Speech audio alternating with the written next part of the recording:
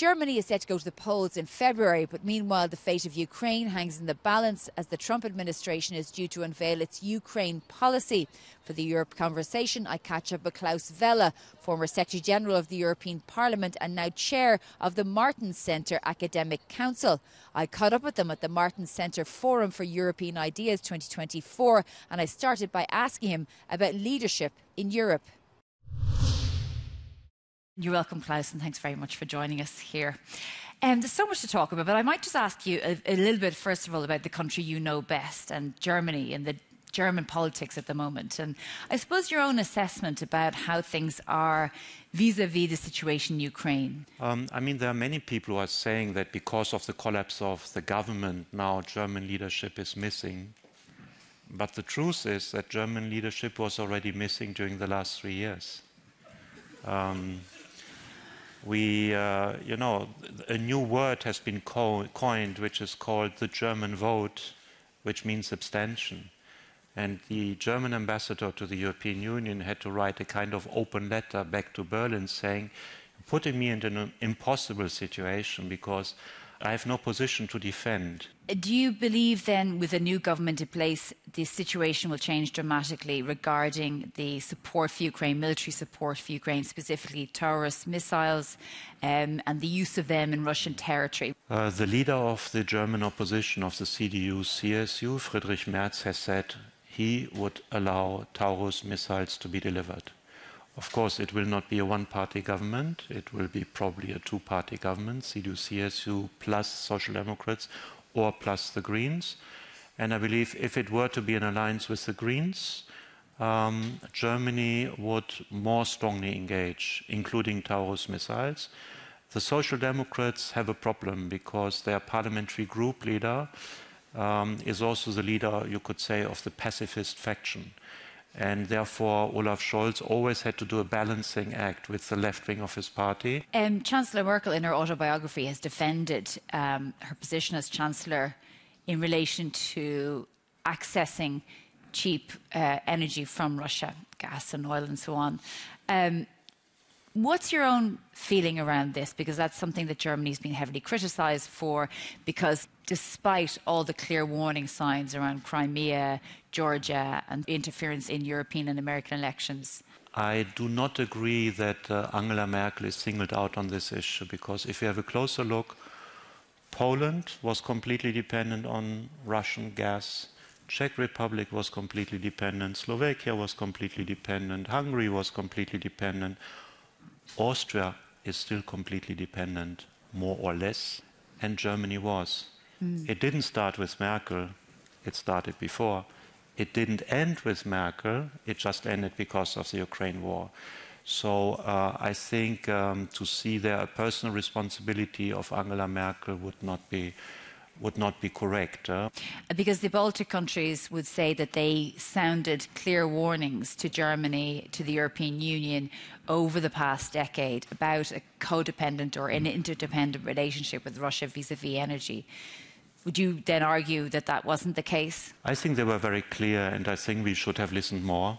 And the Baltic countries have the advantage that they had to live in the Soviet Union. And when I say live in the Soviet Union, this is too nice a word. Many of them were deported to Siberia. Yeah. We had an EPP group vice president who was born in the Gulag. This was an attempt for genocide, you could say, for national extinction. And still they survived and they imposed themselves and they became very important members of the European Union. How do you assess the situation we're in now in relation to Russia when you're talking about an escalation, at least 10,000 North Korean troops, it's been Iranian support, Chinese support for Russia, and huge criticism around the European Union about what the future holds with regard to joint procurement and supporting each other around defence? I think that the defense needs are so urgent, especially if Russia should continue to produce at the scale they are currently producing. And to be honest, you're Irish. I think the times when Ireland could just relax and say, look, we don't have to participate in these defense activities because we are very well protected, very well covered.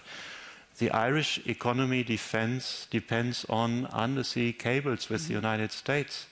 And we've now seen several attempts, the last one between Germany and Finland, to destroy this infrastructure. So I think it's also time that Ireland deeply reflects how it can defend its vital economic, political and military interests. Are you confident that we are going to be unified in this confrontation with Russia for the next few years? When you look at the hostility when it comes to, let's say, NATO membership for Ukraine, or even Ukrainian membership of the European Union from countries like Hungary, Slovakia, when you have unanimity at the table, of the voting table, I mean, this is going to be problematic over the next 12. The support in the European Union is holding. Of course, we might see an acceleration of events which is testing our resolve again. In case Donald Trump should be successful with his push for Russia and Ukraine to agree on a ceasefire, in case they should do that, the next day the question will be on the table: who is guaranteeing the sovereignty of the free part of Ukraine, which is still about 80%.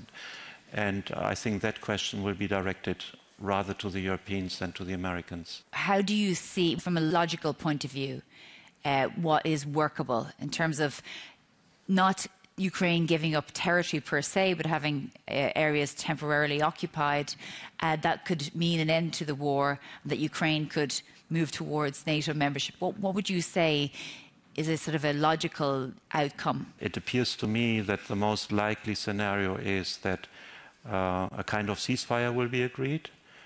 Ukraine will not agree to cede territory, but it will have to accept that for a time which is unknown, this territory is under foreign control, under Russian control. And that, to a certain extent, is similar to the situation of West Germany and East Germany. So West Germany was free, West Germany was democratic, but the East was occupied by the Soviet Union. But we never gave up the hope, the vision, the desire to see the country reunified. We had to wait 40 years until 1989, and finally it happened when the right moment was there.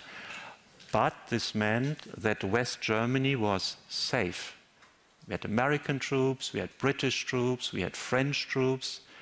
So I think what Ukraine can legitimately demand is that it will also be safe. And I personally do not believe that it can be safe without the support also of foreign troops in its own territory. And I believe that's most likely going to be European troops. America would say, yes, not American troops. It would just be very specifically European troops that would guard territory within Ukraine that would be covered by a NATO security guarantee. Is that what you're saying? I believe the Americans are focusing more and more on China, and I believe also they expect, with some justification, that Europeans take more responsibility for the security on their own continent. And I think that's what we have to do. And the way to do that in an efficient way is to strengthen cooperation in the European Union and between the European Union and NATO. And there cannot be a successful economic development in the free part of Ukraine without proper security. And those security guarantees cannot be the guarantees of the Budapest Memorandum. We all know the value of that, which was, let's say, very close to zero. So an end of hostilities will need a real engagement for the security of the free part of Ukraine. It will need helping them on their way, on their path to the European Union, because otherwise also there will be no foreign investment in Ukraine, which is desperately needed. The Russian people are proud people. They will not be happy over the long time to become a raw material colony of China. And that's what they're about to become. China has not yet finalized the agreement on the delivery of gas from northern Siberia to China because they want the prices to go further down.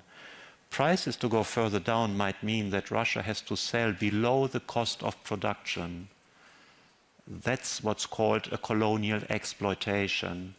So can Russia, which is a proud country, can they accept to become a raw material colony of China?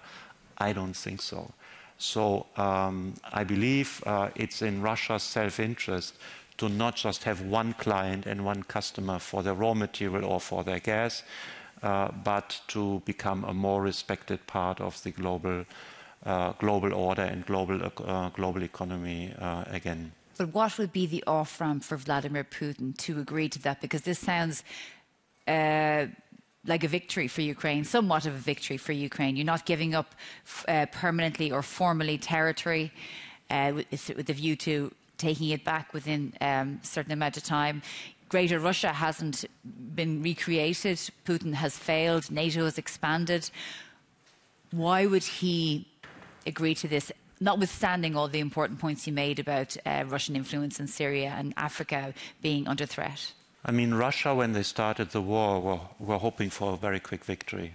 A week, 4 weeks. That is clearly not the case. They probably have lost by now 200,000 Russian people, which is a lot.